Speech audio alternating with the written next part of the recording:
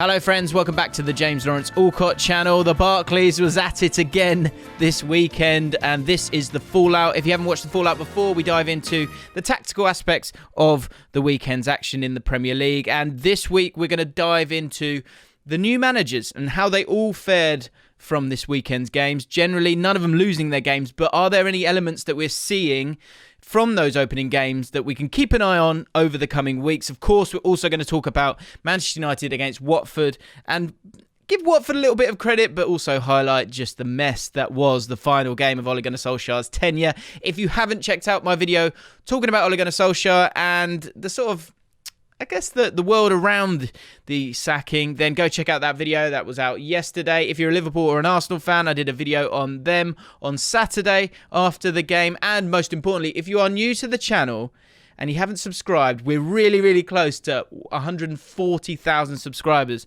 on this channel. I'd love to get there as soon as possible. So if you watch regularly and you haven't hit that subscribe button as of yet, then please do consider hitting the subscribe button. It's massively, massively appreciated. Let's dive into it, kicking off with Antonio Conte. Antonio Conte is having an impact on this team already, and it's the intangibles. I think it's the intangibles that someone like Antonio Conte brings to a football club. I mean, he was slightly unhinged on the sidelines, but with him it's kind of okay, and it gets the crowd going, and the crowd demanded a response from Spurs at the weekend because in the first half they were very, very poor. Leeds, as ever, man-marked them, went at them and were the better side, and they needed a response. The fans booed the players, and Antonio Conte himself spoke after the game. It was about character. That's what they needed to see, and that's going to be the biggest question for this Spurs side, because you've got the manager there, you've got the training facilities, you've got everything that you could be asking for. Now, do these players have the ability to, as Antonio Conte said himself, suffer for the team? Because they need to work harder. This game as an anomaly is something that there's a few things that stand out. What I'm intrigued to see is if this continues as time goes on. If we have a look at the stats from the game, first of all, the momentum bar, I think, also highlights quite a lot in this game, the fact that it was pretty chaotic. And what's interesting is you can't see it in the stats that we've got here with SofaScore, but Spurs outran Leeds. Spurs outran Leeds. Tottenham ran 118.22 kilometres as a team. Leeds United 116.05. What will be interesting here, and we've seen this in the past, is what happens after that. Are they able to recover in time? I think they should be able to, but you would hope that they would be able to. And it's going to be interesting to see the polar opposite in terms of the next game, because you're going to be playing Burnley in that one, where you don't have to work as hard in terms of chasing the opposition down. But it is a good metric there to see that Spurs are working harder and being a bit more aggressive in their play, certainly in the second half. The momentum bar here suggests that Spurs had some of the play in the first half. They didn't really, and when we have a look at the statistics, you can see that. When it comes to the first half of the game, 2 shots in total, not a single shot on target. They came in at half-time, the fans were booing them. Conte clearly wanted a response from them, and you got one. And I think that's a great thing, but it's also something to be somewhat wary of, because we've seen this before with Spurs, and I think sometimes it's like the shame will kind of get that energy boost in you. But Antonio Conte is not going to suffer fools lightly, and if he can't do it, then it really is down to this squad of players, and they need to develop it. But they came out, second half, straight away, looked much better. And when it comes to chance creation, I think that's where it's interesting in this game, because overall, 4 big chances, despite the fact that Spurs only created 8 chances in total, Leeds created 13. What is the big change is that 50% of Spurs' chances were big chances compared to Leeds' 1. I think that's down to the fact that they're a little bit toothless at the moment, but also, from Spurs' point of view, that's what Antonio Conte wants to sort out as soon as possible. Create chances. Under Nuno, 1.4 big chances per game. That's clearly not good enough, and it needs to change. And they need more output and vigour from this Spurs side. But you did see it. A lot of FPL managers want to get Harry Kane in their side because Spurs have a nice run of games at the moment. And if they're going to score goals and win games and Conte's going to be a success, Harry Kane needs to be a success as well. And prior to this game, it was pretty depressing reading for him, because not only was he not scoring, he's only scored 1 goal so far this season in the Premier League, he was averaging a depressing 0.19 XG per match. For the Leeds match alone, his XG was 0.54. Much more positive from Spurs, creating more. If you can create chances for him, then he's going to score them sooner or later. I know he missed a chance that he would have wanted to have scored. And again, that comes down to a well-known thread that we've pulled at throughout the season. Can you get Harry Kane in the right positions? Yes, he's brilliant on the ball, but if he's dropping deep, it's probably because he's not getting the service that he wants. This is a picture of his season heat map before the Leeds game. And if we look at his average positions here, and overall the average positions for this Tottenham side, much more positive throughout, and an understanding of pairings, and also an ability and a desire to create a five. You know, in time, if you're controlling the ball and you're being positive, first of all, in terms of a back three, that's far more positive than the back four that you've seen previously. This is how Conte, of course, likes to play. But also, more importantly, let me just get rid of that. You've got the opportunity to create a five going forward. You know, it's much more positive. It's much more positive. And if those players are doing that, you're then going to have, you know, of course, the backup of those two midfielders, but it's going to leave Harry Kane to stay more central because he feels like the team is moving up the pitch to create chances for him. Very clear that Son was a lot more narrow in this game. And also, I think importantly, and I'll show you this here, Harry Kane himself not getting involved in the nonsense of coming back too much. Yes, he'll have little moments, but he was getting himself in the penalty area a lot more, staying a lot more central, not popping out wide due to frustration. This is a positive for Tottenham. I think the system is going to work for them. I think they're going to get better. But I think, again, it comes down to the character of not Harry Kane, but probably the players around him. But I think that new bounce, those intangibles, you're seeing it straight away. Time for a break from this fantastic video, and there's still loads of great stuff on the other side of it, for this important message.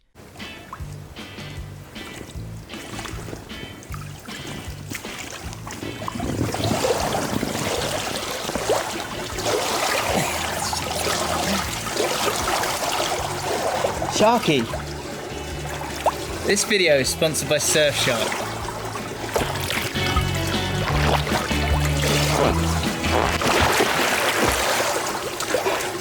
I know it's a good view, mate, but just don't get too close to the edge.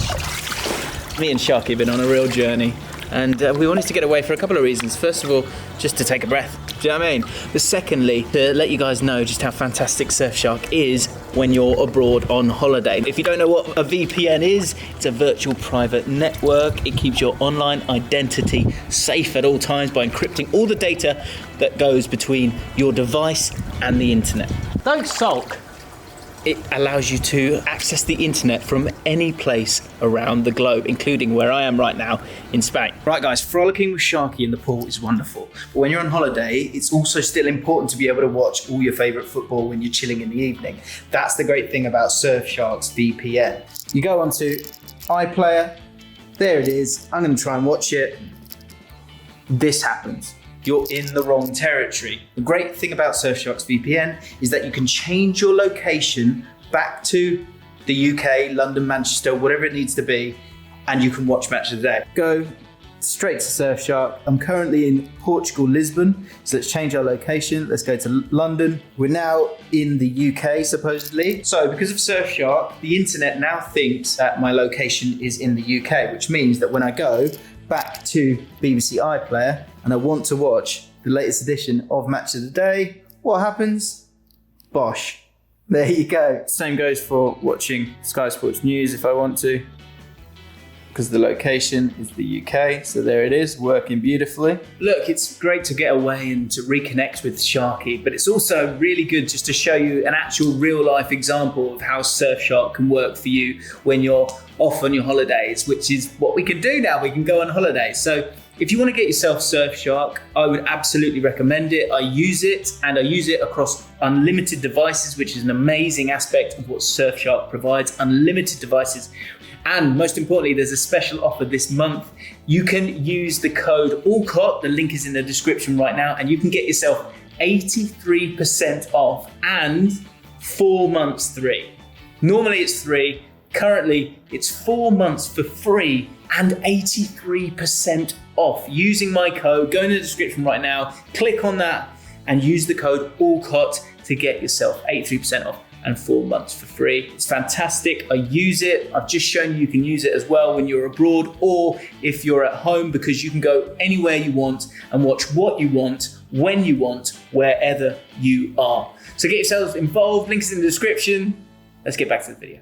Cracking start for Steven Gerrard as he won his first game for Aston Villa, 2-0 victory against Brighton. And I'm intrigued to see what the identity of this Aston Villa side will be. And I think we got some huge clues that it will be very similar to what happened at Rangers. Have a look at the average positions here of Rangers back in the day. And of course, Gerrard was the manager. And I think what we've seen a huge amount over the last few weeks, and I'm seeing it more and more, is that previously I think there was this idea of like, get the best 11 players on the pitch and then figure it out from there.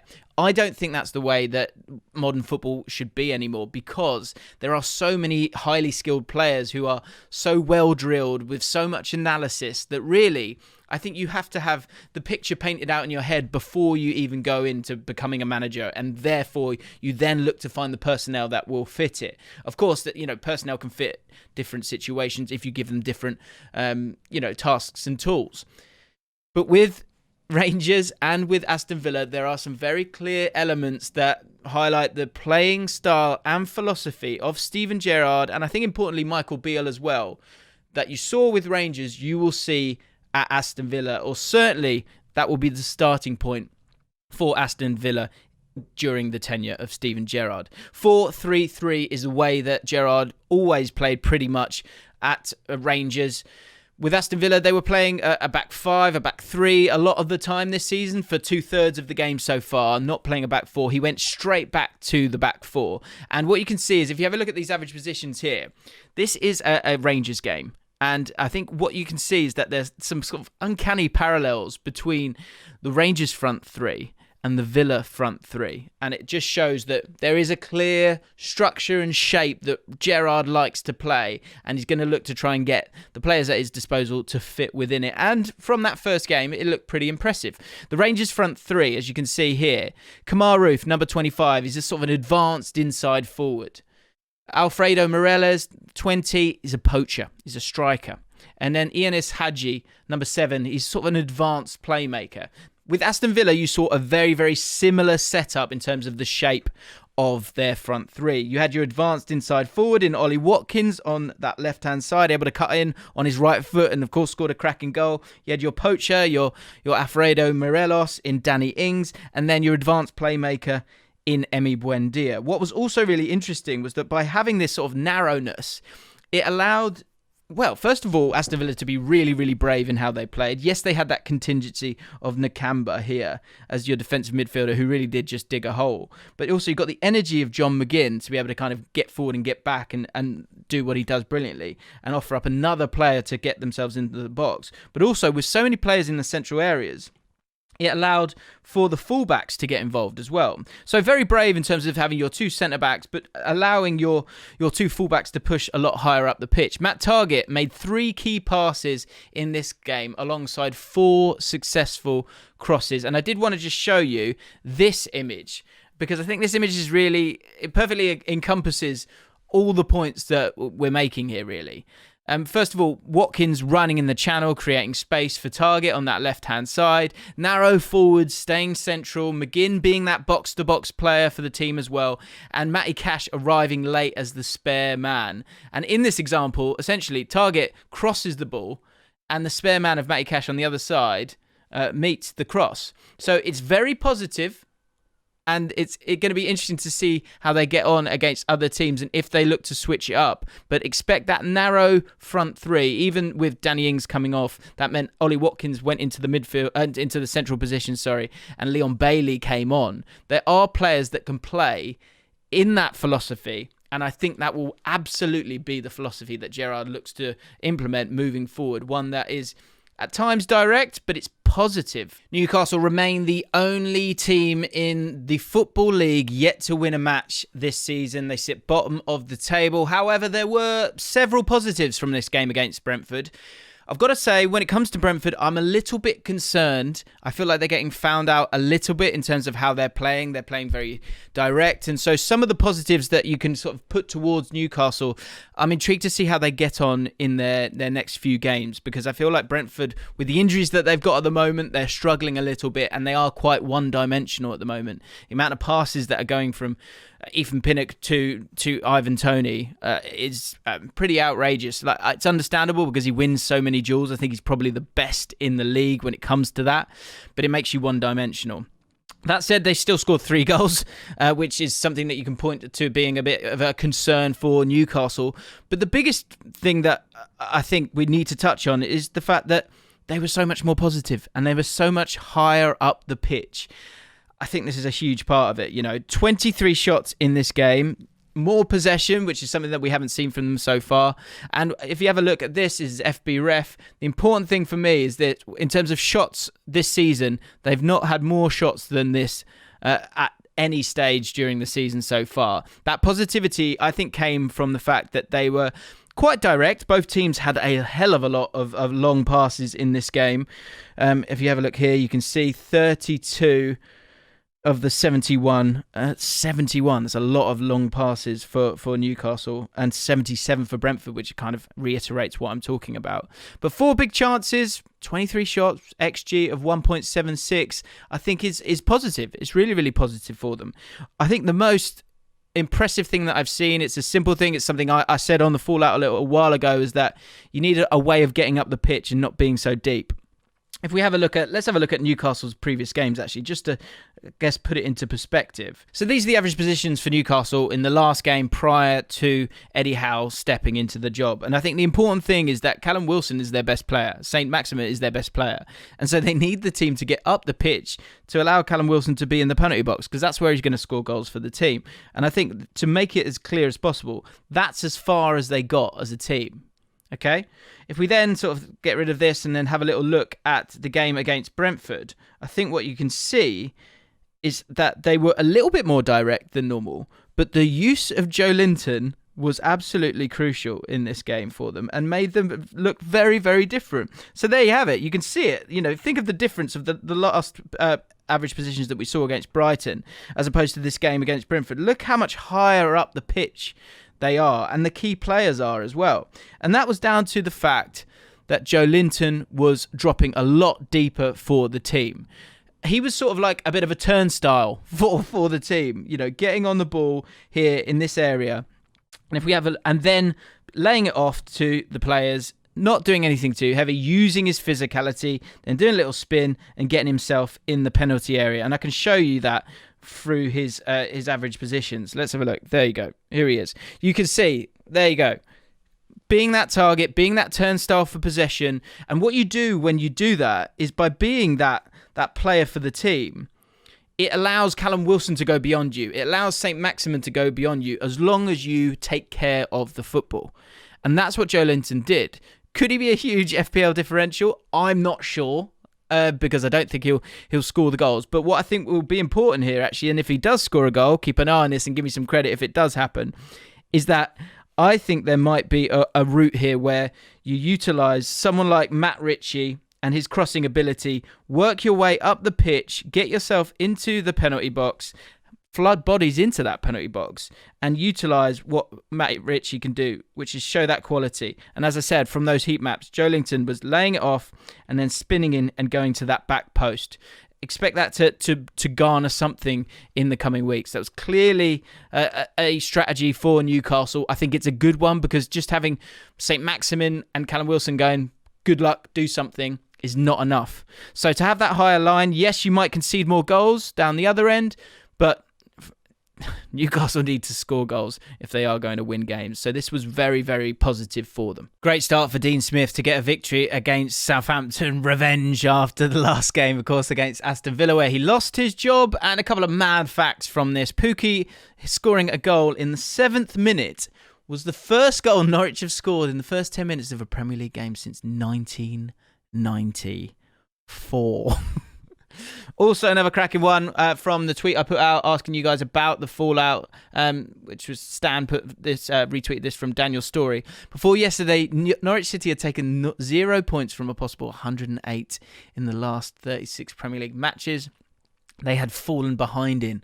One of the Premier League's most extraordinary runs are over. Now, again, I think you've got to have a pinch of salt with a lot of these games from these new managers, but what it also does show you that it's not all about stats and it's not all about things that you can see. A lot of it's kind of intangible. But I think what I did see from this was a higher level of grit. Maybe that victory in the last game kind of added to an element of confidence in this side as well.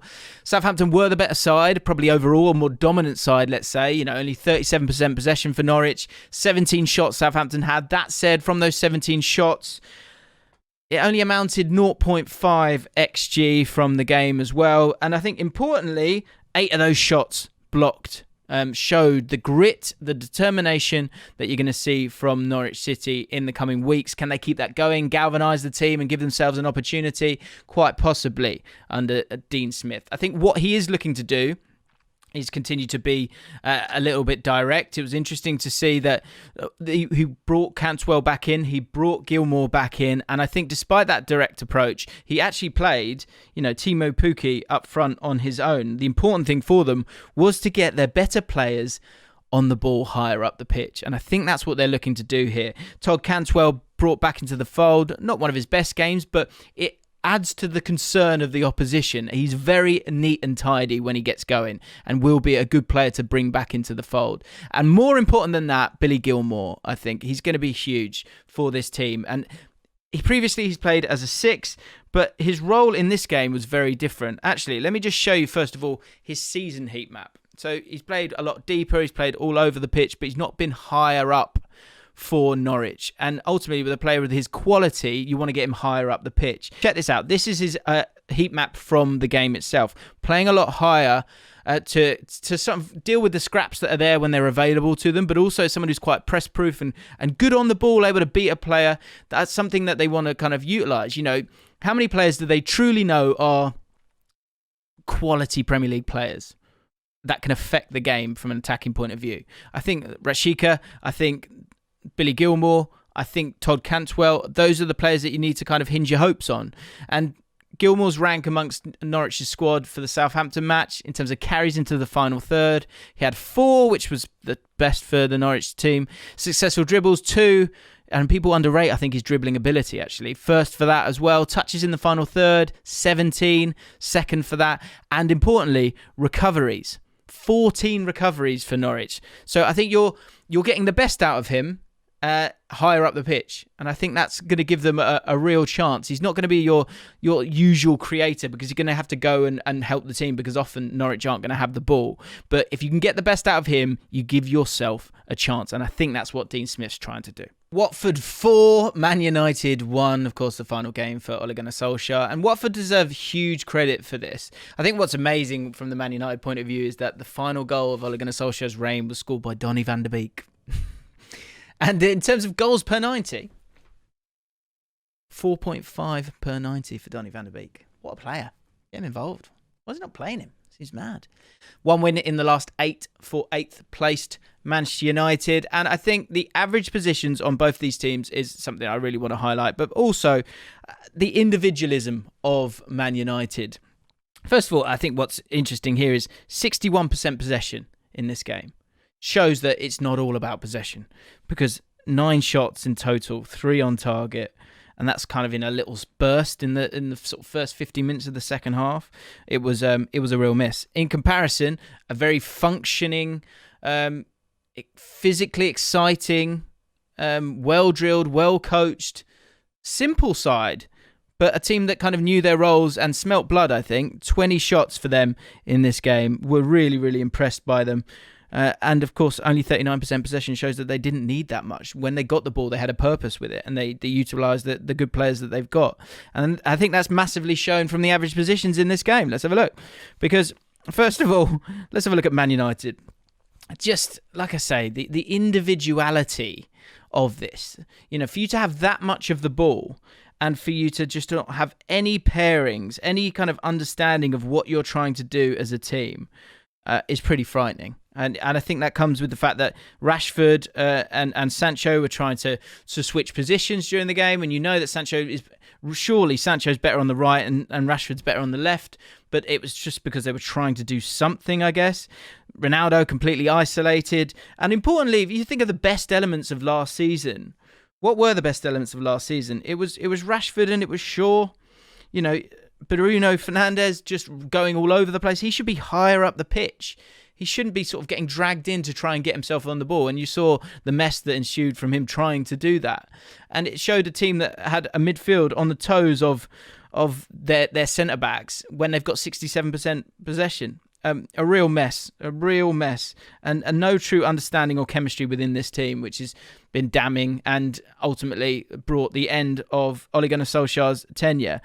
In comparison, and try and remember that if you can, the difference between themselves and Watford, who were just brilliant in this game. Absolutely brilliant in this game. And as I say, didn't need too much of the ball because they knew what they were going to do. They smelt blood, as I say, and really attacked the opposition, certainly down that right-hand side.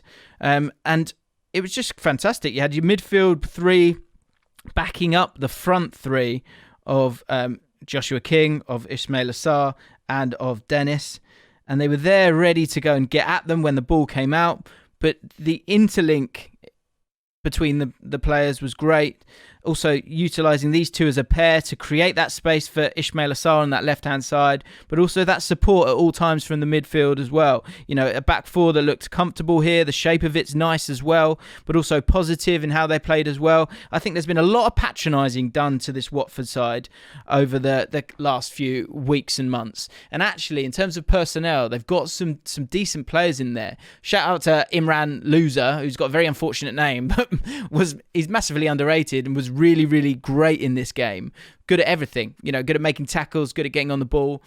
It was a disaster, a complete disaster for this Man United side. And I think, you know, look at Maguire, you know, England's centre-back, and two petulant bookings within the space of 7 minutes, I think said a huge amount. Ronaldo isolated, Bruno trying too hard. It reminded me of Euro 2021 with Bruno and Ronaldo. And they need to find a way pretty quickly to get those two playing together. And I think they need to go back to what worked last season. But will they be brave enough to do that? That's going to be fascinating in the coming weeks and months, because it's a very difficult time for Man United at the moment, because there's a lack of clarity. There's a lack of chemistry. There's a lack of confidence in a huge, huge way. Of course, he's gone. But Watford fans, congratulations. Cracking win. And they march on. Watford. They're looking good. And I think that's a big part of it. There's not the same pressure. Of course, there's always pressure on Watford and their managers. There's not the same pressure on Watford at the moment because they are collecting points. And that's only going to benefit them as the season progresses, as we get into these dark months now, where when you're struggling and you've got a couple of injuries, it really does play on the team because it's game after game after game. Exciting times for Watford. I think they'll be all right this season, actually. And I think the relegation zone is going to be fascinating by the end of it, because there's a lot of teams who've had their woes and struggles, who've got their new managers, and you've seen the impact of that. And ultimately, who are going to be the three worst teams at the end of this season? Let me know in the comments below. If you've enjoyed this video, please do consider subscribing to the channel. I'll give you a couple of seconds just to move that mouse, or whatever you're doing, watching on your phone. Click that button. We're nearly at 140k. I'd love to get there as soon as possible. So as I said, subscribe to the channel. I've got a live coming up on Wednesday. It's a ranking tier list. You're not going to want to miss that. So make sure you hit the notification bell as well. Hit the like button. Let me know your thoughts in the comments below. I'll see you next time.